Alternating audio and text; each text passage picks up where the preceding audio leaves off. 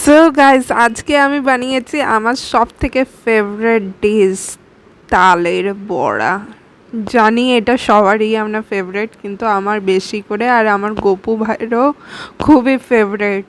এই তালের সিজন এলে আমি ওয়েট করে থাকি কতক্ষণে বাজার থেকে নেব। আগে তো আমার মামার বাড়ি যেহেতু গ্রামে, তাই এই সিজনে অনেক রকমের আমি তালের বড়া খেয়েছি। তালের তারপরে আর কি কি হতো, লুচি হতো, তারপরে আরও অনেক রকমের ডিশ আমার দিদু বানিয়ে দিত।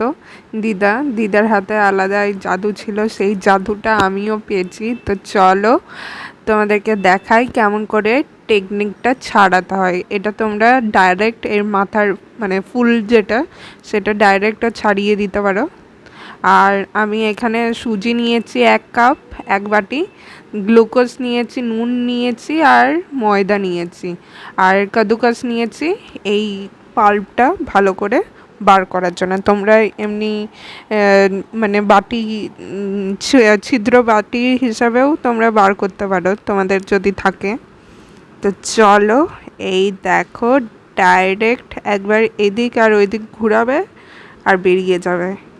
এই যে ফুল একদম বেরিয়ে গেল, কি সুন্দর না? এরপরে আমি আস্তে আস্তে সব ছাড়িয়ে দিচ্ছি এই বডির যে কভারটা। এটা খুবই ইজি, যদি পাকা তাল থাকে তাহলে খুব ইজিলি আমরা বেরিয়ে যাবে, আর এমনিতেও বেরিয়ে যায়, খুব একটা জোর লাগাতে হয় না। তারপরে এই যে আঁটিগুলোকে আলাদা করে নিলাম, 3টে আঁটি বেরিয়েছে। এই যে এরপরে পাল্পটা বার করে নিচ্ছি। এই যে 3টে আঁটি, যেহেতু বড় তাল তাই 3টে বেরিয়েছে। তো চলো এরপরে পাল্পটা বার করে নেব, আর সুজিটা একটুখানি ভিজাতে দেবো। এই যে জলের মধ্যে ভিজাতে দিয়ে দিয়েছি।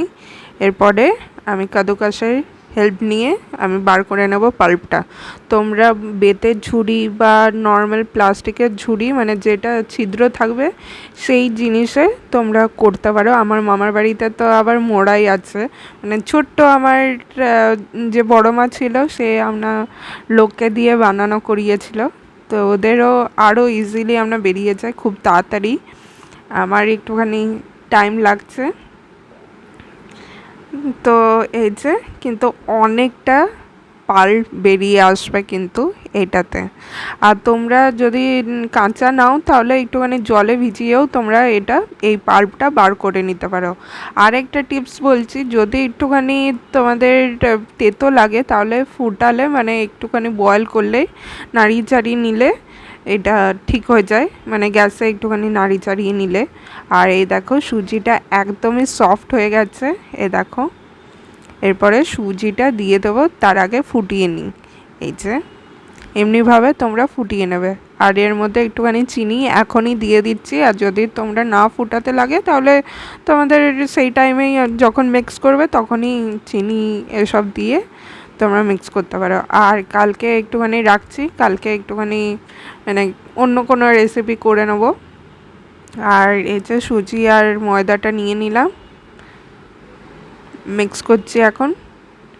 বেশি মানে টানটানও করছি না, বেশি নরমও করছি না, একদম ভালোভাবে যেন আমি পকোড়াটা করতে পারি অমনি করছি।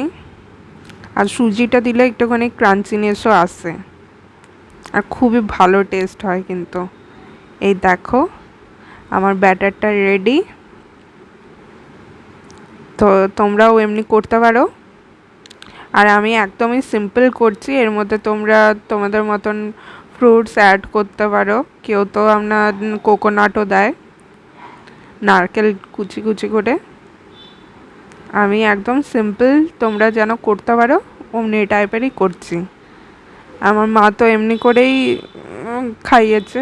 এবার দিদুর বাড়ি থেকে যখন আসতো তখন অনেক রকম কিছু দিয়ে মানে নানান রকমের রেসিপি করে পাঠাতো তালের, লুচি, পরোটা, ফুলকো মানে ফুলুরি এসব করে পাঠাতো। আমার তো এখনও মনে আছে যে স্কুলে যখন পড়তাম তখন সব ফ্রেন্ডসরা এই টাইমে নিয়ে আসতো, আমিও নিয়ে যেতাম, সবাই সবার জিনিস খেতাম। কেউ যদি আমরা এই পকোড়া নিয়ে আসতো তো তাদের কাছ থেকে আমি নিতাম, আমি যদি লুচি করে নিয়ে যেতাম তাদেরকে দিতাম, এমনি করে শেয়ার করে আমরা খেতাম।